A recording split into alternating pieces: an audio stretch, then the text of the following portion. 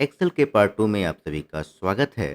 पिछले क्लास में हमने जाना था एक्सेल के कुछ बेसिक फार्मूले, जिनकी मदद से हमने स्टूडेंट का टोटल मार्क्स, मैक्स, मीन और एवरेज निकालना सीख लिया था। आज के इस क्लास में हम जानेंगे रिजल्ट और ग्रेड निकालना। रिजल्ट को आप मैनुअल तरीके से भी निकाल सकते हैं, लेकिन ये काफ़ी कंजर्वेटिव होगा, टाइम ज़्यादा लगेगा और ऐसा भी हो सकता है कि आपका रिजल्ट जहाँ पास होना चाहिए आप वहाँ फेल लिख देंगे और फेल की जगह पे पास लिख देंगे। तो अगर आप कम समय में सही रिजल्ट निकालना चाहते हैं तो आप लॉजिकल फंक्शन का यूज कर सकते हैं। लॉजिकल फंक्शन जैसे इफ़ एंड, इफ़ और नेस्टेड इफ़ होते हैं। सबसे पहले हम इफ़ फंक्शन को समझते हैं। इसके लिए मैं आपको एक एग्जाम्पल देता हूँ। मान लीजिए आपने कंप्यूटर सब्जेक्ट का एग्ज़ाम दिया, जहाँ पे आपको पास होने के लिए 100 में से 35 नंबर लाने ज़रूरी हैं। यदि आप 35 नंबर पाते हैं तो आप पास होंगे, नहीं तो आप फेल होंगे। इसको हम मैनुअल तरीके से भी निकाल सकते हैं। जैसे अगर मैं बात करूँ सुधा, तो सुधा का जो मार्क्स है वो 78 है, जो 35 से ज़्यादा है, तो ए पास होगी। नेहा, ये भी पास। अगर मैं मैनुअल तरीके से लिख रहा हूँ, ये फेल क्योंकि इसका मार्क्स 23 है, ये पास और ये फेल। अब हम मैनुअल तरीके से भी रिजल्ट निकाल सकते हैं, लेकिन यदि यही स्टूडेंट की संख्या बहुत ज़्यादा है तो आप पास फेल लिखते रह जाएंगे। तो इसके लिए मैं इफ़ फार्मूले का यूज करूँगा। इफ़ कैसे लिखते हैं, तो मैं लिखूँगा यहाँ पे equal to if, bracket open, और जैसे मैं इफ़ के बाद ब्रैकेट लगाता हूँ तो यहाँ आपको इफ़ फंक्शन के सिंटैक्स नज़र आएंगे, जहाँ पे आपको वैल्यू पास कराना है, लॉजिकल टेस्ट। यहाँ पे आपको वो कंडीशन देनी है जिस कंडीशन पे आप पास फेल निकालना चाहते हैं। यदि ये कंडीशन ट्रू होती है तो यहाँ पर जो आप लिखेंगे वो ट्रू वैल्यू आएगी। यदि ये कंडीशन गलत होती है तो जो आप यहाँ लिखेंगे यानी कि फॉल्स वैल्यू आएगी। तो सिंपली मैं एक लॉजिकल टेस्ट देता हूँ, कंडीशन देता हूँ। यदि यह सेल बड़ा है या बराबर है 35 के, तो कॉमा ट्रू वैल्यू। अगर ये कंडीशन ऐसा होता है तो क्या होगा, पास। अगर ये कंडीशन फॉल्स होता है तो क्या आएगा, फेल। और जैसे मैं इंटर हिट करूँगा आप देखेंगे रिजल्ट इसका आ गया। और सिंपली यहाँ पे आके आप फिल हैंडल बार का डबल क्लिक करेंगे, इस सारे रिजल्ट आ गए। तो आपने देखा कि इफ़ की मदद से हमने कितना जल्दी ये रिजल्ट निकाल लिया और यहाँ गलत होने के चांस भी नहीं है। ठीक है, तो आई होप आपको इफ़ फंक्शन समझ में आया होगा। अब हमें यहाँ रिजल्ट निकालना है। तो इस रिजल्ट को निकालने के लिए हमें 3 कंडीशन चेक करना पड़ेगा। जैसे हिंदी में स्टूडेंट का मार्क्स 35 नंबर से ज़्यादा हो, इंग्लिश में भी 35 से ज़्यादा होना चाहिए और कंप्यूटर में भी 35 से ज़्यादा होना चाहिए। तो यहाँ पे हम इफ़ फंक्शन का यूज नहीं कर सकते, क्योंकि इफ़ फंक्शन सिंपल एक क्राइटेरिया पे काम करता है, जहाँ पे एक क्राइटेरिया एक चीज़ पे आपको रिजल्ट निकालना हो। लेकिन यहाँ अगर मल्टीपल क्राइटेरिया अगर आ जाए तो आपको यूज करना होगा इफ़ एंड या इफ़ और। इफ़ एंड में आप मल्टीपल क्राइटेरिया दे सकते हैं, लेकिन इफ़ का कंडीशन तभी सही माना जाता है जब उसमें होने वाले कंडीशन सारे सही होते हैं। जैसे मैं अगर एग्जाम्पल से आपको समझाऊं, यदि आप किसी बैंक में खाता खुलवाने जाते हैं तो बैंक मैनेजर आपसे आपका आधार कार्ड और पैन कार्ड और फोटो मांगता है, तभी आपका खाता वो खोलेगा। कहने का मतलब है, यानी ये तीनों डॉक्यूमेंट कंपलसरी हैं। यदि आप तीनों डॉक्यूमेंट देते हैं तभी आपकी कंडीशन ट्रू मानी जाएगी और तभी आपका अकाउंट खुल पाएगा। जबकि और कंडीशन भी मल्टीपल क्राइटेरिया पे अप्लाई होते हैं, लेकिन यहाँ पे एक भी कंडीशन सही हो जाएगा तो और की कंडीशन सही मानी जाएगी। जैसे आप रेलवे की यात्रा कर रहे हैं और टीटी ने आपसे कोई आईडी कार्ड मांगा, तो टीटी बोलेगा कि आप आधार कार्ड दो या पैन कार्ड दो या फिर वोटर आईडी कार्ड दो। आप इनमें से कोई भी उसको दिखा देते हैं तो आपकी कंडीशन सही हो जाएगी। तो आई होप आपको ये समझ में आया होगा कि एंड और की कंडीशन कब सही होती है। तो जो हम रिजल्ट निकालेंगे, हम एंड से भी निकाल सकते हैं और से भी निकाल सकते हैं। सबसे पहले हम एंड से निकालते हैं। तो मैं लिख रहा हूँ इक्वल टू इफ। इफ का मतलब क्या होता है? यदि। ब्रैकेट ओपन, फिर एंड लगा रहा हूँ। एंड का मतलब होता है और, फिर एंड का ब्रैकेट ओपन, फिर मार्क्स मैं ले रहा हूँ हिंदी का। तो ए यह सेल C2 वाला सेल, तो यह सेल बड़ा है या बराबर है 35 के। और फिर क्या है, आप यहाँ पे जो भी लिखेंगे, यहाँ पे आप जितने भी कंडीशन देना चाहें एंड के बाद आप लगा सकते हैं। लॉजिक 1, लॉजिक 2, आप जितना देना चाहें दे सकते हैं। तो फिर कॉमा के बाद आपको दूसरा कंडीशन भी देना है। तो अब कॉमा को यहाँ आप बोले और, तो यह सेल बड़ा है या बराबर है 35 से। फिर इंग्लिश वाला सेल है ना, तो यह सेल भी बड़ा है या बराबर है 35 से, कॉमा यह सेल भी बड़ा है और बराबर है 35 से। अगर आपके पास और भी कंडीशन है तो आप ऐसे ही लिख सकते हैं। अब हमारे पास कोई कंडीशन नहीं, तो मैं एंड वाला ब्रैकेट क्लोज करूंगा। तो मैंने एंड का ब्रैकेट क्लोज किया, फिर आपको लगाना है कॉमा और फिर लिखना है आपको ट्रू वैल्यू, फिर कॉमा करके फॉल्स वैल्यू। अगर एक कंडीशन पूरा सही हो जाता है तो फिर क्या आएगा? तो अगर मान लीजिए इसमें भी 35 से ज़्यादा पा रहा है, इसमें भी 35 से ज़्यादा है, इसमें भी 35 से ज़्यादा है, तो स्टूडेंट क्या होगा? पास कहलाएगा। तो मैं पहले ट्रू वैल्यू लिखूंगा पास। अगर ऐसा नहीं होता है, 35 से ज़्यादा नंबर नहीं होते, तो क्या होगा? वो फेल होगा। तो मैं यहाँ लिखता हूँ फेल। और जैसे मैं इंटर करूँगा, आप देखेंगे इसका रिजल्ट आ गया है। अब इसी का रिजल्ट हम और फंक्शन के थ्रू भी निकालते हैं, और मुझे और से निकालना है तो सिंपल वैसे ही फार्मूला अप्लाई करेंगे, बस कंडीशन में चेंज हो जाएगा। जैसे मैं लिख रहा हूँ equal to if, bracket open, फिर और का ब्रैकेट ओपन, और मैं एक दे रहा हूँ कंडीशन कि यह सेल छोटा है किससे? 35 से। कॉमा को यहाँ बोलेंगे या फिर यह सेल छोटा है 35 से, या यह सेल छोटा है 35 से। तो मैं ये कह रहा हूँ इसमें से अगर कोई भी छोटा होगा 35 से तो क्या कहलाएगा? वो फेल ही कहलाएगा। इसमें से एक भी कंडीशन मिल जाएगा तो कंडीशन ट्रू मानी जाएगी।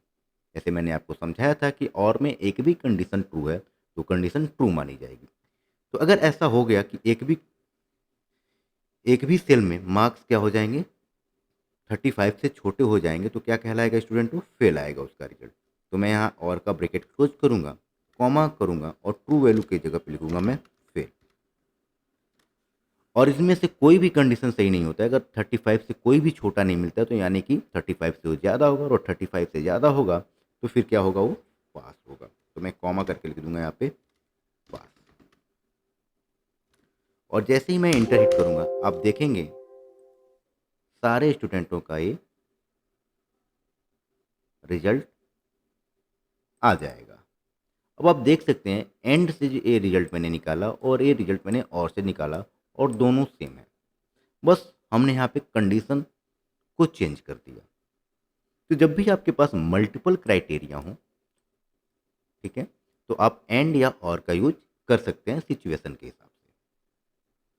अब हम इनका ग्रेड निकालते हैं।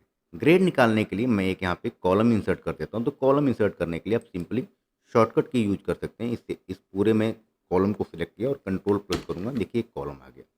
और यहाँ मैं लिख देता हूँ ग्रेड। अब ग्रेड जो निकलता है, ये आपको पता ही होगा कि ग्रेड जो निकलता है वो परसेंटेज पे निकलता है। तो हम यहाँ परसेंटेज भी निकाल लेते हैं। तो परसेंटेज निकालने के लिए मैं सिंपली यहाँ पे एक और कॉलम इंसर्ट कर देता हूँ और यहाँ लिख देता हूँ परसेंटेज। परसेंटेज निकालने का सिंपल सा फार्मूला क्या है कि आप टोटल मार्क्स, और आउट ऑफ 100 में निकलेगा, है ना, तो टोटल मार्क्स इंटू 100 अपान टोटल कितने हैं? 3 सब्जेक्ट हैं, तो एक एक सब्जेक्ट 100 नंबर का है, तो मैं 300 ले लेता हूँ। और यहाँ पे आपको देखिए परसेंटेज आ गया। अब ग्रेड के लिए क्राइटेरिया क्या होता है, तो मैंने क्राइटेरिया यहाँ पे बना दिया, मैं आपको दिखा देता हूँ।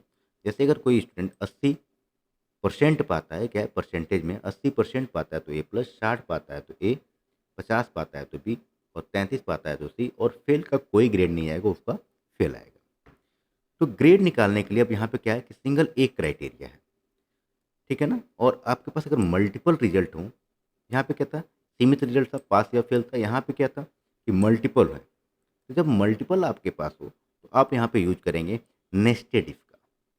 Nested if simple simple if के जैसा ही है, बस आपको यहाँ पे फॉल्स के जगह पे फिर से इफ लिख देना होता है। जैसे मैं यहाँ अप्लाई करके आपको दिखाता हूँ। मैं यहाँ लिख रहा हूँ equal to if bracket open, if में पहले क्या होता है लॉजिकल इफ। तो मैं चाहता हूँ कि पहले फेल वाला जो हो वो फेल आ जाए, फिर हम ग्रेड की बात करेंगे। तो मैं लिख रहा हूँ यह सेल बराबर हो फेल के, तो कंडीशन दे दिया। तो if logical condition true value के जगह पे मुझे लिख देना क्या आएगा, तो फेल होगा तो क्या आएगा भाई, फेल ही आएगा। तो if logical condition true value और फॉल्स की जगह पे हमेशा आपको लिख देना है इफ। और फिर आपको दूसरा अब कंडीशन देना। तो दूसरा कंडीशन क्या है, मैं कह रहा हूँ यदि यह परसेंटेज क्या हो, बड़ा हो या बराबर हो 80 के, तो क्या आना चाहिए ट्रू वैल्यू, ए प्लस आए, ए प्लस, कैपिटल में लिख देता हूँ मैं, ए प्लस आए, ठीक है। तो फिर मैंने यहाँ क्या किया, if logical condition true value, और हमेशा आपको फॉल्स के जगह पे इफ लिख देना है। जैसे आप ऐसे लिखते जाओगे तो ये नेस्टेड इफ बन जाएगा। तो सिंपल है, बस आप इसको समझिए, याद करने की कोशिश मत करिए, ठीक है। तो इफ मैंने लिखा, फिर ब्रैकेट ओपन, फिर कंडीशन मुझे देना, फिर मैं कह रहा हूँ यह से बड़ा है या बराबर है 60 के, तो फिर क्या है, तो मैं कह रहा हूँ आ जाए ए ए।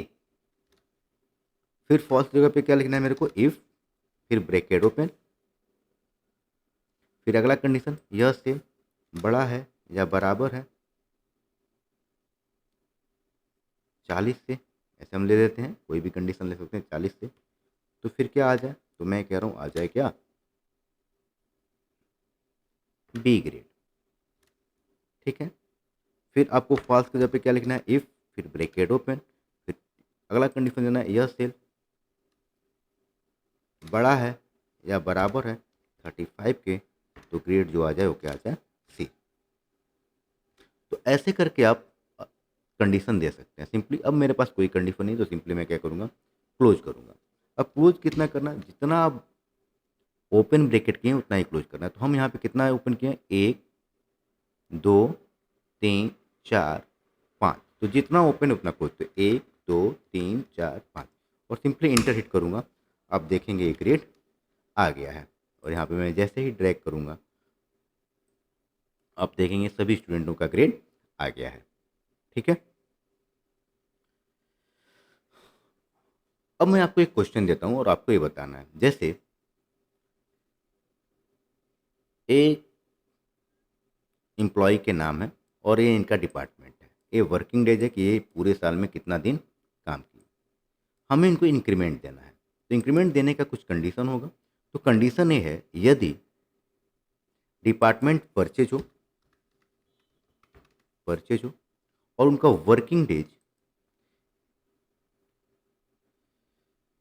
170 से ज़्यादा हो, तो उनको हमको इंक्रीमेंट देना है। तो परचेज भी होना चाहिए और वर्किंग डेज 170 से ज़्यादा भी होना चाहिए, ठीक है। तो उनको इंक्रीमेंट देना, तो मतलब इंक्रीमेंट जिसको हम देंगे उसके सामने यहाँ पे एस आ जाए, और जिसको नहीं देना वहाँ उसके सामने क्या आ जाए, नो आ जाए। तो अगर मैनुअल तरीके से करेंगे तो बहुत ज़्यादा टाइम लगेगा और हमें हर चीज़ को चेक करना पड़ेगा, तो हम इसको लगा सकते हैं। अब यहाँ पे क्या है, ए भी है, ए भी एक क्राइटेरिया बना और ए भी क्राइटेरिया बना। तो यहाँ 2 क्राइटेरिया और दोनों साथ-साथ है, मतलब ए भी चाहिए और ए भी चाहिए। तो यहाँ पे लगेगा कौन सा फार्मूला, इफ एंड का। जैसे मैं निकालता हूँ, तो मैं लिखूँगा equal to if bracket open, फिर एंड, फिर ब्रैकेट ओपन। मैं कह रहा हूँ यह सेल बराबर हो किसके, परचेज के, परचेज के, और ठीक है। तो जितना कंडीशन देना आप ऐसे लिख सकते हैं, कॉमा, और यह सेल बड़ा है या बराबर है 170 के। अगर ऐसा हो गया तो अब एंड की और कोई कंडीशन नहीं, तो हमें एंड को बंद करेंगे, फिर कॉमा। अगर ऐसा होता है तो क्या हो जाए, यस हो जाए, नहीं तो फिर क्या हो जाए, नो हो जाए। और जैसे मैं इंटर करूँगा यहाँ पे आप देखेंगे ये रिजल्ट आ गया है। देखिए परचेज है लेकिन वर्किंग डेज कितना है, 140 है तो नो हुआ है। सेल है तो सेल को तो देना ही नहीं है, सेल अपने आप ही नो हो जाएगा। परचेज है तो अगला भी चेक करेंगे। देखिए 170 से ज़्यादा है 210 तो यस हो गया है। अकाउंट है तो अकाउंटेंट को तो देना ही नहीं तो नो आ जाएगा। परचेज है तो 175, देखिए 170 पे ज़्यादा तो ये भी यस हो गया। और दे सेल्स तो देना नहीं है। तो आपको समझ में आया है कि कैसे हम इफ़ एंड और नेस्टेड इफ़ का यूज़ करते हैं। तो आपको इस फार्मूले को समझना है ताकि आप रियल जॉब पे अप्लाई कर पाएँ। आज के लिए बस इतना ही। यदि आपको ये वीडियो पसंद आ रहा है तो इसे आप लाइक करें, शेयर करें और कमेंट करें। नेक्स्ट क्लास में हम और भी अच्छे तरीके से इन लॉजिकल फार्मूले के बारे में समझेंगे। धन्यवाद।